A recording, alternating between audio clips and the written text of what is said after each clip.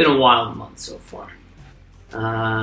Philadelphia Flyers have gone from a team kind of waiting in the wings to, I would say, making more waves than majority of teams in the National Hockey League. Immediately, I think a lot of these trades kind of caught people off guard, but I kind of reference that in a lot of my podcasts. If you guys listen to that, and I've said it on these type of videos, we don't usually see the trades coming, at least the specificity of it. We'll hear rumors about players, like conversations. This is what I talk about all the time. A lot of stuff are remnants of conversations. They're not necessarily deals that are about to happen. Unless they come from like top sources, it's very rare that you actually see that deal go through. But the Flyers have done some very interesting things of late. Costly, and I stand by that statement. These were expensive moves. But I do want to say, again, if you watch my other videos, I don't get emotionally overwhelmed by this stuff because, quite frankly, everything is adjustable. So even if you are discouraged by how much the Flyers paid for a certain asset, know that those things can always be not necessarily reversed, but you can make other moves to compensate, like losing a bunch of picks. Those picks can be brought back in other ways. Not necessarily that we should do that or that will happen, but, don't get too married to what we have or had or lost ever. I've watched some of my favorite players get traded. Not everybody has gone through that stuff before that watched the Flyers, but after watching the team for 25 plus years, it's, you already learn that things don't necessarily go the way you want them to. Majority of teams lose on their verge to a Stanley Cup or to try to make it there on their journey. So when people say that, we're a franchise that's fallen short all the time, it's like, yeah, but so is every other team. And if you look at the majority of winners over the past 20 years, it's like the same, 6 teams.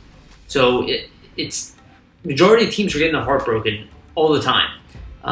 The Flyers are a team that I would say at least used to compete for the Stanley Cup Final on a very regular basis until, let's say, maybe the past 10, 12 years. And part of that was a rebuild, which we normally wouldn't have done under Ed Snyder. So now we find ourselves in this kind of new position under Chuck Fletcher, somebody who's new to the organization, somebody who has a history of making bold moves, unlike Ron Hextall, who's, I would say, a little more hesitant to trade young assets, but we didn't really get to see what he was really all about. He kind of laid the groundwork for what we're seeing today. And the reason that Chuck Fletcher was even able to make some of these moves today was the abundance that we had of picks, prospects, and overall organizational stability. I know a lot of people don't see that, but as far from an asset management standpoint, we've had a lot of them. And let's start with the first trade. I've already gone through this in another video, but there are 4 big trades that happened of late, and I think they're important. They're important to talk about because they are franchise changing, probably as much as the Scott Hartnell, Kimmo Timonen, Danny Briere era, where we went from being one of the worst teams in the league to being one of the better teams in the league within a year, and that was Paul Holmgren coming in, being aggressive. And getting the job done, quite frankly. So while I might tweet something, say, hey, that's not a move I would make, or hey, that's a high cost, it doesn't mean I'm bashing the general manager. Because quite frankly, if you're making risky moves, they better be measured and they better be rewarded. I do think in this case, I like the moves that Chuck Fletcher has made, especially after you take some time to think about them. You see really where they're coming from, and if you look over the long term, what he's trying to do with asset management, cap management, they are important and could lay down groundwork for other things. So let's go through the first one again. I already did a video specifically about this, but I think it's kind of good to start at the beginning. Ryan Ellis comes over to the Flyers for Nolan Patrick, Phil Myers. Nolan Patrick then again gets flipped by Nashville to Vegas for Cody Glass. Now this trade, I think, probably the most important. You have 2 high-end assets that belong to this team, Carter Hart and Ivan Provorov. potential number one D-man, potential number one goalie. I'd say Provorov has already been a number one guy. But without support around you, it's very difficult to actually be a number one defenseman. I mean, I look at the way people talk about Drew Doughty today, and I think a lot of that is a consequence of the team around him. And as that team improves, you'll see that. We saw it with Shea Weber, right? People started talking down on him, and then you saw what he was doing for Montreal. You see the element that these guys bring. Now, I don't see Ryan Ellis as a true number one. Maybe he's 30. I don't think he's necessarily done. I don't expect like some kind of big decline. I know he's had some injury issues. A lot of players have. But he's a two-way player. He's got, and that's the most interesting part about a lot of these trades, actually, the players brought over. Fletcher moved out maybe more one-dimensional players and brought in guys with more two-way game. I do think he brings up a very good point with the energy. I mean, we don't start off games very well as an organization. So you bring in guys who are kind of known for that and are definitely known to bring it from the time the puck drops. And not that I'm not saying that's overrated, but it is important to finish games as much as you start them. And it's not the end-all, be-all, but it is important. And these are veterans that he brought over. So you move out Nolan Patrick, who's been unhappy here. He's had injury issues. Obviously a long struggle for him. He goes and links up with his old coach, an organization that's been keeping an eye on him since he made the NHL. Probably somebody they were interested in themselves, and if he would have dropped to them in the draft, they probably would have taken him. With the injury issues coming into the NHL, Nolan probably would have been better served in another year, in juniors. Quite frankly, going through injuries like that, probably, and again, he was good enough to play in the NHL. He had 30 points. But maybe, long term, that maybe wasn't the best decision. But, the Flyers moved out Braden Chen in anticipation that Patrick would come in here and kind of take his role day one. And he wasn't able to do that. Braden Chen is another player that people jumped on because he took a little longer to flourish than most people like, which is the case with majority of young players. I would say 80 to 90% of them. So when I see people jump on these guys, and I don't know. I just think people should learn a little bit better from history, and just because you don't like somebody, and even the things you see with Nolan. I mean, apparently Phil Myers wanted out of town too. I don't see anybody harping on him for that. It happens. It happens all the time. Players are unhappy. Jake Voracek, after being here for years, essentially said, "Get me out of here. I'm tired of it." Right? I mean, that's the rumors. I don't know if that's true. I don't think necessarily Jake would have had a problem playing here for the rest of his career. But there's a lot of baggage that comes with playing for an organization, especially with ups and downs that comes through that. And let's not get into this game of bad-mouthing people when they leave because we tend to do that to everybody. I don't think people really notice that. They kind of like to pick and choose. Oh, we'll miss him. We love Wayne Simmons. But even when Wayne Simmons on his way, oh, he's at the end of his game. He's just not that good anymore, blah, blah, blah. And then we missed him like a year later. It's consistently seen. So good luck to Nolan Patrick and Phil Myers. I expect that Phil Myers will probably rebound strong with Nashville, and I do expect that Patrick will rebound. And I think to some degree you'll see a portion, probably not a large one, but a portion of the fan base kind of say, oh, we should have kept them, blah, blah, blah. Again, irrelevant to me. Ryan Ellis is what we needed. At least we got what we needed. Top pairing defender, improves the game of Ivan Provorov, improves the defense overall. He's a true gamer. He's a leader. He's got a great shot. He's got a great pass. He's able to play the power play, the penalty kill. He's not big. That's the problem with a lot of these trades, that we lost size, but they all play larger than their size, and I think that's important here. Ellis is not a big guy, but he's a physical player for a guy his size as well. Kimmo Timonen, who's thicker than Ryan Ellis, played bigger than his size as well. So we still don't have that big, brooding number one guy. But having said that, that's not a must. Especially if the physicality is elevated throughout the lineup. But it is something that I can understand why led to another one of the trades. So Ryan Ellis comes over, will probably play with Provorov. Probably man the second power play unit. Could play the top unit as well. There's going to be some changes. The reality is there's going to be some changes. Ryan Ellis could get the number one power play unit, and Provorov could get dropped to the second, for all we know. I know both of them are both probably going to play equal amount of times and try to not have Provorov play 25, 26 minutes a night. It's not sustainable for an 82-game season. So this should help him and then subsequently help Carter Hart, but quite frankly, we can't afford to break a guy's spirit consistently every year. I mean, we've seen that happen to other players, not just goalies, and it's hard to recover from that emotionally. So I think bringing in Ryan Ellis, while an expensive thing, you're moving a former second overall pick, struggles aside, you're moving a guy who was essentially a first-round steal. Phil Myers is a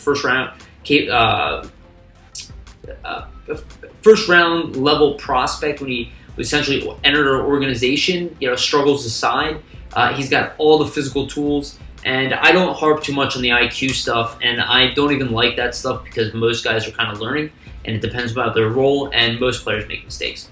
So good luck to both of them. Ryan Ellis, great pickup for the Flyers. I do think we'll see his impact immediate. And again, I love the 6-year deal. I know that scares a lot of people away, but we need that type of stability. In the last year of his contract, probably movable. I don't think we'll want to, but I do expect the cap to go back up. And that 6-year, that $6 million range will probably feel more like a $4.5 million range. So that'll be the good news there. And again, I think a guy that we're just going to like in the organization. I don't think Flyer fans will have much issue with him. Let's just hope that there are no kind of freak injuries that happen, though.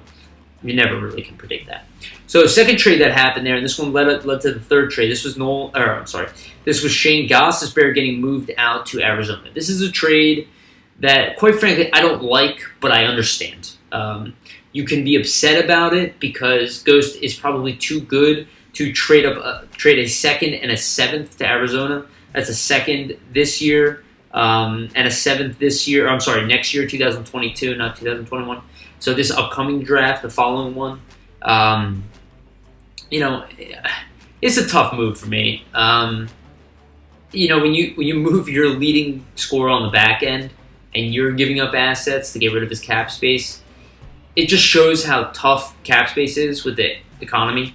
I don't think this trade happens the same way without COVID, without the loss financially to the league.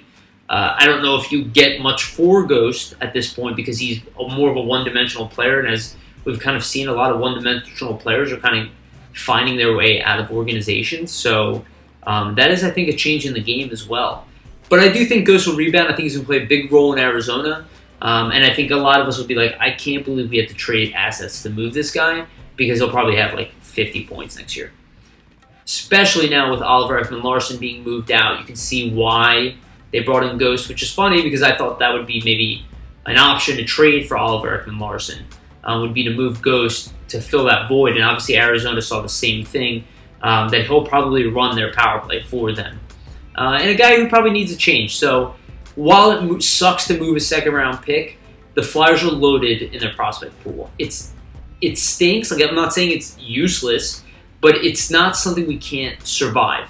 And just like the next trade, which will go subsequently into the next trade, Rasmus Ristolainen gets traded to the Philadelphia Flyers for a large package, one that I think scared most people at first, but it was Robert Haig, a former second-round pick of the Flyers, originally ranked in the first round. So again, I bring this up because keep this in mind when we're trading draft picks. Not all picks, materialize to be great players. So while picks have high value, they're more like a lottery, right? It's a lottery, and you want to have as many picks as you can because you really want to try to hit on 25% of your draft. And if you get a guy like Robert Haig, even in the second round, who plays in the NHL, is a number 6, that's still a win. You want to do better, but I mean, if you get a guy who plays in the NHL, most picks don't make the NHL. Maybe more today than ever, but there's no guarantee that these guys are going to be NHL players. So Robert Haig moves. The additional first this year was the 13th overall. The reason I do, kind of after thinking about it a little bit more, you kind of like that he moved this year's first. Next year's going to be a much stronger draft. This year is not a very strong draft. Doesn't mean we wouldn't have got a good player. We probably would have. But we don't need the guy in the future. We need him now. And, there's a good chance that this year we could have missed, at least getting a high-level player. We could have got a guy who maybe was like a bottom-pairing defender or, bottom 3, or maybe just a top 4 guy that'll come 4 or 5 years down the line. Interesting, but not a must, and this team definitely needed something else. in it. And then the second round pick was for 2023. We already traded the one for 2022. So I do think somewhere along the way, maybe a second round pick will be recouped. We have a guy like JVR who might get moved eventually on the second year of his term. Remaining 2 years, he has a much lower dollar amount that his cap hit that could be valuable to a team going into the playoffs. We might have some kind of swap there. I don't know what's going to happen. Again, I'm just throwing out things. You also have other prospects that you can choose to move out for maybe a second round pick. I don't really know. But these things, they disappear, these picks. It's not the end of the world. The Flyers still have a lot of other picks available and can still bring in another second. Now, they got Rasmus Ristolainen, and this guy is extremely divisive. He's a guy that the Philadelphia Flyers were very interested in at the time of the draft. I mean, the Flyers ended up taking Samuel Morin in that draft, but ahead of that was Darnell Nurse and Rasmus Ristolainen, two players who definitely have more successful careers than Sam Morin. Didn't have the same injury concerns. But both physical defensemen, two-way upside. Morin was more of that stay-at-home guy, always good skater for guys' size, but he was never going to be lighting up the scoreboard. Ristolainen and Nurse were always more dimensional. Right now, Nurse is on his way to being a number one defenseman, potentially. I would say he's probably sitting around a number two, but he had an exceptional season. Number one, when I say this, means a guy who he carries your team. I don't know if he's carrying their defense there, but he kind of is. So I don't want to take away from Nurse, but let's give him a little time. Let's see if he can do it every single year before we call him a true number one. Same thing with Ivan Provorov, right? Like, Provorov's had some amazing years, and he drops off a little bit. So, again, Nurse got all the physical tools, so he goes. And then the Flyers kind of get their second chance here to get a guy that, quite frankly, I think nobody's really talking about. That the same scouting staff that wanted to draft him, those guys are still here. They're still in the organization. That means they still believe in him the same way that Nolan Patrick was brought into an organization that's followed him for years. They still like Ristolainen. They didn't forget the guy that they scouted years ago. Now, Ristolainen's been the number one guy, I would say, probably in a bubble now of late. But he was the number one defenseman in Buffalo, which was the worst team in the league for a while. It's very easy to expose a guy like that, especially a guy playing above his means. I don't think Ristolainen is a number one guy. I don't know if he's even a top pairing. Seems like more of a number three guy always. Two-way player. Kind of like a Tyler Myers, I would say, in the same sense that Myers always has dynamic game, but he was never good enough defensively, but he was good offensively. Ristolainen has that. At least Ristolainen is mean. That's the one thing I've definitely noticed over the years. He does not shy away from contact. In fact, he jumps to it, maybe even overly aggressive at times, which probably leads to some of his poor analytics as well. But a guy he's going to be annoying to play against. And that was one thing the Flyers lacked last year. And I think that's why the Flyers kind of went for it. They needed a guy. This guy, I wouldn't be shocked if he doesn't play with Sanheim at times. Like maybe Braun plays with Sanheim and Ristolainen plays with York or something like that. We don't really know. But it gives another element of an option. It gives a physical game to there. He will be used on the penalty kill. I assume he'll have some power play time as well. I mean, both defensemen we brought over have offensive skills, so it's very interesting. It's going to be a very mobile defense, and I wonder what kind of role Sam Morin will play on this team. If he rebounds strong, maybe York doesn't start with the Flyers to start the season, and maybe Sam Morin plays more of a penalty killing role because he's going to be the most defensive defenseman outside of Justin Braun that's within the system right now with Robert Haig kind of leaving. So I think Ristolainen will have a big role. I'm not as down on him as everybody else. Like, I see kind of how Braden Coburn was used here for years, and I saw people kind of mock his IQ, but I never saw anybody beat Braden Coburn on a back check. The guy had all the physical gifts. I kind of see Ristolainen in that territory as well. The physical gifts are there. The motor is there. The offensive game is there. The defensive game isn't as terrible, in my opinion, as people say. It's easy to expose guys who are not playing on teams that are playing together as a union. So I want to see. I mean, look what happened to Taylor Hall. He went over there. His game went down. Eric Stahl, who's literally a legend in the locker room, couldn't handle that locker room.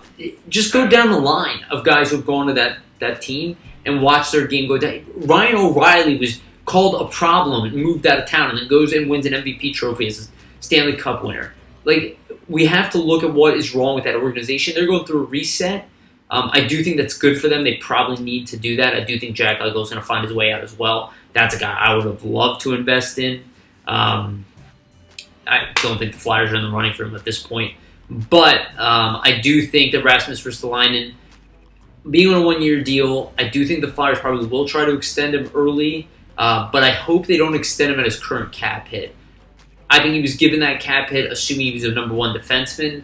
He's not. So on this team, I'd like to see something a little more rational. Maybe $4.5 million, probably something around what Sanheim gets. They're going to play similar roles for the team this year. Though I still think Sanheim has a better IQ, hockey IQ, and it's going to be a little bit better of a skater. But the physicality is what we really need from Ristolainen. So I don't know if we should jump to it, but that's another guy where if things don't work out this year, and let's say we don't sign him to an extension, you move him for a first-round pick, you get your first-round pick back. Maybe you get your, I don't know. I don't want to jump to any conclusions, but we'll see what the Flyers have in store. I do like the pickup, at least. They needed a top 4 D-man. He's not super expensive money-wise at this point. It is the scarier of the pickups, I will say. I can't disagree with that. But I do think it's an element that this team has lacked. So Rasmus comes in, and I think Flyers fans will like him, honestly. I get the metrics, but again, you have to take context into analytics. I say it all the time. Like, you can't measure his analytics there and bring them over here. We'll have to kind of give him a fresh new start and see how does he measure up here, and I would not be surprised if he does better than people anticipate. Look at the way this team played defense last year. And again, this was their top guy. Yes, he did have some help there as well. It's not like they were completely devoid of talent, but he's not a number one guy. He's questionably even should have been a top pairing guy. And I don't want to see him used as a top pairing guy here. I do think he'll probably play the number 4 role, which I think comfortably could fit there. Like I said, Braden Coburn, when he dropped down on the Flyers, when we had Pronger, Tiemann, Coburn, and Carl, nobody complained about Coburn being a number 3. His game elevated, because everybody kind of fell into the right roles. So I do think Ristolainen could fall into that category here. Let's go to the last trade, and this one's an interesting one because this one's kind of tough from an emotional standpoint. But if you just remove that element from it, it's fine. Like, it's good. It's good. It's good in many ways. It's risky in some others. But I think the positives for the context of the Flyers are in, I think, outweigh that. One, the salary cap saving. I think it's like $2.37 million saved over the cap hit itself. I think he has an additional year, I believe, over Jake Voracek. But Cam Atkinson from the Columbus Blue Jackets gets traded for Jake Voracek. Now, Jake Voracek was initially drafted by Columbus. The Flyers traded. Brought this up in the other trade video. They get their guy back. It's going to be a nice combination. That they probably need a playmaker. That is maybe their Panarin guy coming back. They have Laine over there, who's a goal scorer. Maybe they think they can play Laine together with him, and kind of create an element there. That could definitely work, to be honest with you. And I like Jake Voracek. I like his mean attitude. I don't have a problem with them trading him. I always thought that he would be a guy that could be traded. I brought up maybe trading him for Oliver Ekman-Larsson just as an even swap. Clearly it didn't happen, and Arizona's clearly in a different phase. But, the one thing I will say is Voracek has never been a PK guy, right? He had probably his best defensive year a couple years ago under AV, but he's never been the best two-way player. His starts to game typically weren't the best. He always finished really strong in games, immensely. Sometimes he would just dominate in the third period. But a guy like Cam Atkinson, he's definitely a get-up-and-go guy. He's more of a pure shooter, which is something this team needs. I wouldn't say he's like a 40-goal regular guy, but he's a goal scorer. He's got a goal scorer's instinct. He's got really good hands. He's got a really good shot. He had a couple, I think he had one or maybe it was 2 40-goal years. I forgot to double-check, sorry. Definitely has a 40-goal year in there. So he's a guy, if you put him, maybe he plays with Giroux and Couturier, and maybe that's a guy who, plots 30 goals next year. He's going to be kind of a similar role as TK, only he's better defensively. He can play the PK as well. Now, he's slightly undersized, but he plays bigger than his size. He's got a big heart, big motor. So that's, again, I bring this up. The Flyers lost size, but I'm going to talk about this at the end. Free agency is an opportunity to make up for that. So Cam Atkinson's here. He's already super excited. He's nonstop talking about it. Jake Voracek, I'm sure, will do well in Columbus. Again, he led this team in scoring last year. I think he needs to be respected for that. Yes, he has kind of the fuck you attitude, right? And maybe even has that with some of the fans, but he's not your friend. He's an athlete. He's allowed to have his own mindset. I agree with his criticism of the media mostly, but if you know me, I'm not a big fan of creating drama. So, I don't mind him defending his team and his teammates and his organization. I think do it respectfully. It's not the way I would do it. But I like his. I've always liked his attitude. I like that he's badass. I like that he says whatever's on his mind. I think people need that in an organization. But at the same time, that guy does carry a big voice in the locker room. So you're going to bring in a new voice, and this is a team that probably needs a new voice. And I think in some ways he will be missed. People will notice that, even though they say they won't. You will miss Jake Voracek. Again, he's 6'3", he's a right winger. He brings in a lot of speed in through the neutral zone. People call him a turnover machine, but if you look at his actual numbers, his turnovers are about even with other guys who are puck movers. He is not a turnover machine. He's just a guy who has the puck on his stick a lot. The one thing I will say, he's not the best back checker, and he's not the best defensively. So we bring in a guy who's better on the two-way game, better as a scorer to some degree. We'll see how his game develops. He's a little bit older than Voracek, not much, but he's a little bit older than Voracek. I think only about like half a year or something like that. But he also has an extra year on his contract. But again, the money saved will definitely help with the management and of other contracts like Giroux and Couturier both need to get re-signed next year, and will probably swap their contracts to some degree. Like Giroux, I can see getting around $5.5 to $6 million a year for about 4 years, and then I can see Sean Couturier getting around $9 million. So you figure at that point you're looking at $15 million. You could use every million there. Like maybe the cap will go up slightly, like very small, a lot less than we want. But realistically, you're going to need every dollar you can get. So you might have to even move a guy like Scott Laughton eventually to re-sign key guys. And again, I'm just throwing out names. I don't know if that's actually going to happen. So I like the Cam Atkinson pickup. You notice I don't bash players. I'm not really that interested in it. Let's find the good stuff within their game because they all need to come here and play a role. They don't need to be perfect. They don't need perfect human beings. They don't need to say the right thing all the time. It's very rare that you even have players like that. There are far few of them in the league. Most humans are flawed, so I'm not really looking for these guys to be perfect in any sense. But I'm looking for them to bring the right thing, and I think Cam Atkinson was loved in his city for a reason. He was always a pain in the ass to play against. He always scored timely goals. He was always really good around the net. He's got good hands. Again, he's 5'8". You don't even notice. He's a pretty good skater as well. So he's an element the Flyers could definitely use. They moved a big player to get him, but again, with the cap savings per year, it's a move that I think Chuck Fletcher will get praised for in the long run. Let's just hope that Atkinson's game integrates really well here, which I think it will. I don't think it'll be a problem, and we need a shooter on the power play. So to some degree, this might help balance our lineup more than we've had in a long time. Especially you bring in a guy like Ryan Ellis who's got a big shot, Rasmus Ristolainen who can play two-way game as well. You're adding elements that this team kind of needed. We're a little bit smaller today than we were, but we're also a little feistier than we were. We move out young guys for older guys who've already proven to be that way. So I think overall it's an upgrade. Now free agency is right around the corner. I believe it starts July 28th. So as I'm making this is the 25th right now, so there's still a few days. But I do think that the Flyers will go out in free agency. I don't expect any big names. I wouldn't expect that. Even in the goaltending front, I did hear Holtby's name thrown around there. I mean, that would be awesome. But I think he might make too much for us unless there's cap retained on that. I don't think that's that reasonable for us.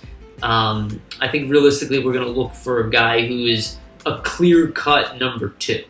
The 1B thing, I understand what people are talking about. Carter Hart's your starting goaltender.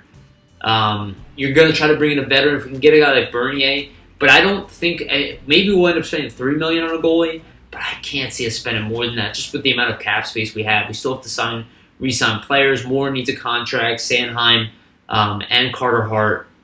We have money right now, but it's going to disappear quickly, and we need a goaltender and a center. I don't think we're going to go out there and get an elite third-line center in any kind of way, but we will need a guy who's going to come in and be able to kill penalties, be physical, and this is where we can make up some size. Nolan Patrick is a bigger body. I know he was injured and all that, but again, we need size down the middle. Hayes is going to come back. We'll probably try out Morgan Frost in the third line as well. We have options with Lazinski. We have options with Frost, like I said. We can always shift Lawton back, but I think we really need a big body down the middle, and I think that's what we'll look for. Man, a dream would be to get like Ryan Getzlaf super cheap. I don't think it's going to happen. I think he's probably going to get some money, so I don't think he's coming here or anything like that in place of West Coast guy. But, if we can get a big body who can play a two-way game, like Eric Stahl type, a little bit younger maybe, but a guy like that who will come here maybe for 1 year, I think that would be perfect. Goaltender, Jonathan Bernier would be good. I do think he'll probably resign in Detroit now with their situation, unless they're actually wait, no, they got their goaltender. I don't know what they're going to do with him, but if he's available, I do think that's probably the type of guy we're talking about, because we're not going to want to pay too much. Like Martin Jones was just bought out. I'm not saying we want to bring Jones in here, but we're going to have to bring in a guy who's willing to take less. Freddie Anderson, or at least willing to take a 1 year deal if he's going to be taking $3.5 million. We got to be able to get rid of him next year. So that's kind of what we're looking at here. So I do expect maybe the initial wave of free agents to go through, and then the Flyers to step in as the prices drop. Prices are usually higher in the beginning, and then they drop subsequently after, kind of the elite guys are gone, like Savard and whatnot, right? They'll all get their contracts, and then it'll be kind of slim picking for the others as things roll on. Eric Howlow is out there. I don't think he's necessarily a fourth-line guy, but if he'll come in here on a cheap cost, even Zach Parise, if we can't find that center and we have to shift over, will Zach Parise come here on a cheap contract? Probably not, but I'm still open to trying to find an elite vet of the past to come in and fill in that bottom six role. I know Parise's not the biggest guy, but if we can find a guy with size, I think that's important. I think this team needs to be a little bit bigger, especially down the middle. If we had smaller D, Ristolainen is going to help with that for sure, and he plays bigger, more physical game than Myers. If we're not a big defense team and Morin isn't playing in the lineup, we need size. It definitely matters. So if we can get a big size, big body in there, a guy who can kill penalties, win face-offs, it'll really take a lot of the pressure off Couturier and Hayes, and a lot of the younger guys who are going to be playing a penalty kill role. Even a guy like Atkinson, right? And Lindblom hopefully can come back and recover. Farabee, Giroux. Our PK shouldn't have been at the bottom of the league. We have way too much talent, at least up front, to be there. I think at the worst, this team is middle-of-the-road PK. But we have to execute. PK is about execution. So it's on the coaching staff too, and I haven't heard enough criticism of the coaching staff. I am definitely willing to blame the players, but I want to make sure that everybody is aware that it is the coach's job as well to bring out the right execution plan. So they got you players now. We spent a lot of assets. We gave up first, a couple second, a couple seventh round picks, some young players in Myers and Patrick. We let Shane Gostisbehere go and gave a cost away. We moved Jake Voracek, who's a big voice in the room. I don't want to hear excuses about the core anymore. I hate that goddamn thing anyway. What remnants of the core did you have? We kept talking about rocking the core. What did we have? We had 2 guys left of a core that people were talking about changing. What core? I can't stand that saying. I don't know what you're talking about. It's a team. It's a team, and good teams require 12 forwards who are good to win, and 6 defensemen, and 2 good goalies. Find me a team that's won a championship that didn't have that. You're not going to find them. If you want to win, your core, it matters, but your core is usually a large collection of players, and then the guys you can allow to leave here and there, like Tampa Bay is doing now with Coleman and Goudreau, right? And Gord.